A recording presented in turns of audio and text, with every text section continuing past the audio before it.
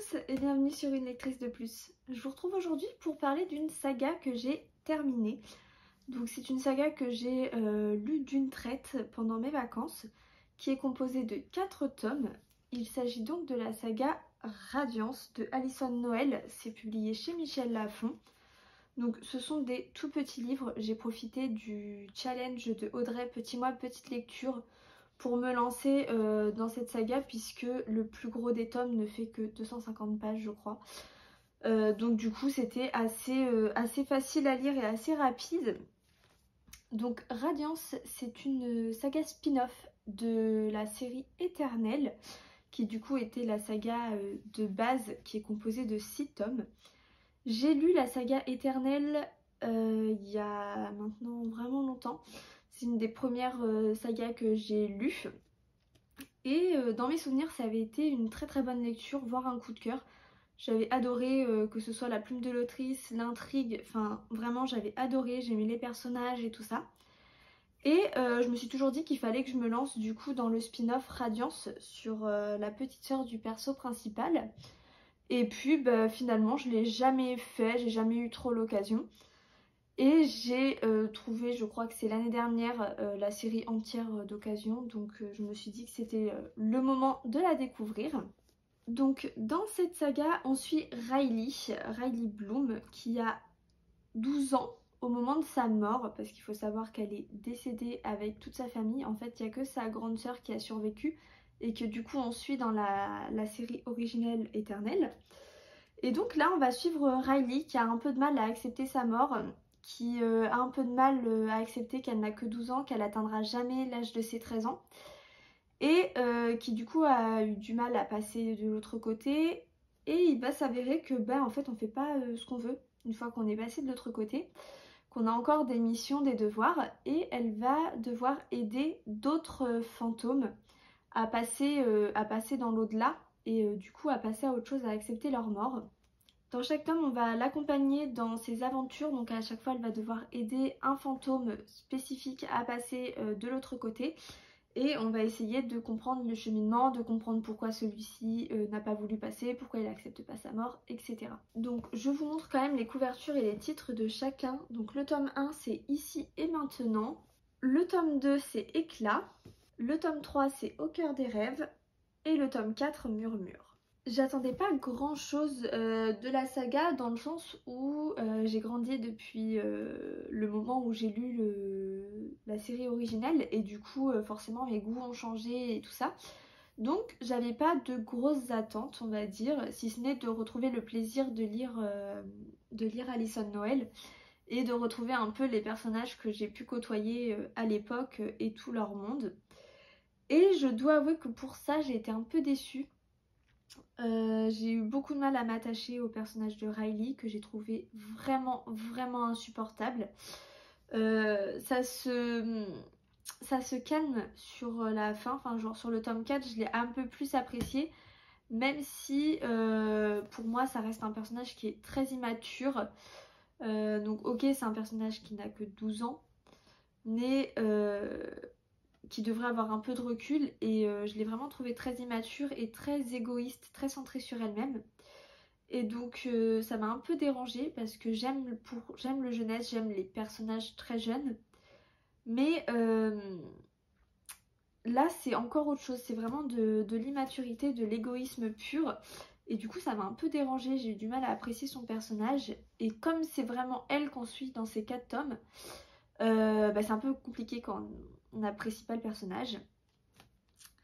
La plume par contre de l'autrice est vraiment toujours fluide, c'est un plaisir de la lire, c'est vraiment, ça se lit tout seul, et du coup ça c'est hyper agréable.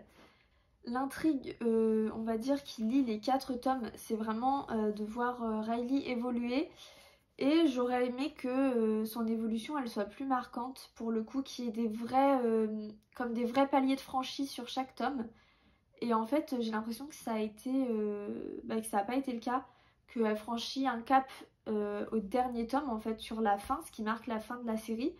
Mais j'en attendais un peu plus sur son évolution, je trouve qu'elle stagne beaucoup, et du coup ça rend pas forcément la lecture hyper intéressante.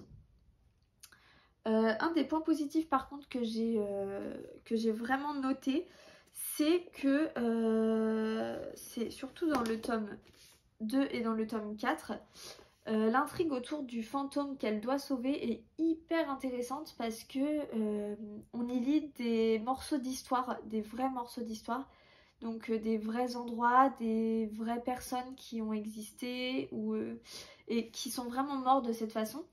Et du coup j'ai trouvé ça hyper appréciable parce que j'ai découvert des périodes en fait que je connaissais pas bien ou des contextes que je ne connaissais pas bien. Et du coup j'ai trouvé ça hyper intéressant d'avoir ce côté un peu historique, un peu apprentissage à travers ma lecture. Et du coup j'ai trouvé dommage qu'on le retrouve pas dans le tome 1 et dans le tome 3 parce que c'était quand même...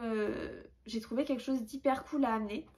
Donc un peu déçue que ce soit pas quelque chose qui était aussi fil conducteur sur les 4 tomes. Mais ça m'a quand même fait apprécier plus mes lectures du tome 2 et du tome 4. En plus, comme les livres sont hyper courts, autant dire que ça va vite, tout va très vite. Donc c'est un peu dur de s'attacher ou quoi. Et en fait, finalement, le tome 4 qui est le plus gros, donc qui fait le plus gros qui fait 248 pages précisément, j'ai trouvé intéressant le côté historique. Mais même dans celui-ci, en fait, je pense qu'on aurait pu enlever facilement 30-50 pages parce que ça tourne en rond, ça tourne en rond, ça tourne en rond. Et du coup, c'est hyper long. Il y a un moment, j'ai cru que je ne sortirais jamais de ma lecture et que ça n'avancerait jamais. Donc je trouvais que c'était quand même une série tout en longueur, tout en lenteur, avec des personnages pas forcément hyper agréables à suivre, de par leur caractère, hein, tout simplement. Après, j'aime bien le dénouement à la toute fin. Et mine de rien, la morale que ça apporte, parce qu'il y a quand même une morale à retenir sur la fin. Et du coup, ça, j'ai quand même trouvé ça hyper cool. Et j'aurais aimé aussi qu'on retrouve un peu plus les personnages de la série originelle, notamment la sœur de Riley. On en entend parler, on la voit un petit peu, mais c'est vraiment hyper léger. Et du coup, j'aurais aimé que les deux séries soient un peu plus liées et que on ressente plus en fait cette relation entre sœurs. Vous l'aurez compris, c'est une lecture qui pour moi a été plutôt mitigée. Ça se lit vite, c'est des petits livres, donc en fait une fois qu'on a mis les 4 bout à bout, on n'a même pas, 900 pages. Je crois qu'on est à peine à 800 pages au final. Donc ça se lit super vite, c'est hyper fluide. Mais au niveau du contenu pur, j'ai pas trouvé ça complètement dingue. C'est sympa, ça se lit, mais c'est pas non plus un truc phénoménal. Autant Éternel, je le conseillerais parce que moi j'avais adoré et qu'il y avait vraiment du contenu, il y avait vraiment des intrigues à chaque tome et tout ça.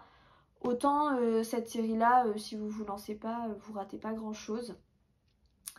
Donc peut-être pour les plus jeunes qui se reconnaîtraient peut-être un peu plus dans le personnage de Riley qui a 12 ans. Mais je suis même pas sûre que ça puisse plaire. Donc vraiment mitigée et plutôt déçue dans l'ensemble de cette série. Dites-moi vous en commentaire si vous avez lu la série originelle, donc Éternelle de Alyson Noël. Et si vous l'aviez aimé ou pas. Et si vous avez découvert Radiance. Du coup de la même autrice, si vous avez lu Radiance sans avoir lu Éternel, enfin bref, dites-moi tout ça en commentaire qu'on puisse en échanger, parce que du coup c'est quand même une lecture qui pour moi est mitigée, donc j'aimerais avoir d'autres avis. Si vous n'êtes pas encore abonné, je vous laisse le faire parce que ça m'encourage de ouf, ça fait trop plaisir. Pareil pour liker la vidéo et la partager parce que c'est hyper encourageant. Et moi je vous dis à bientôt dans une nouvelle vidéo.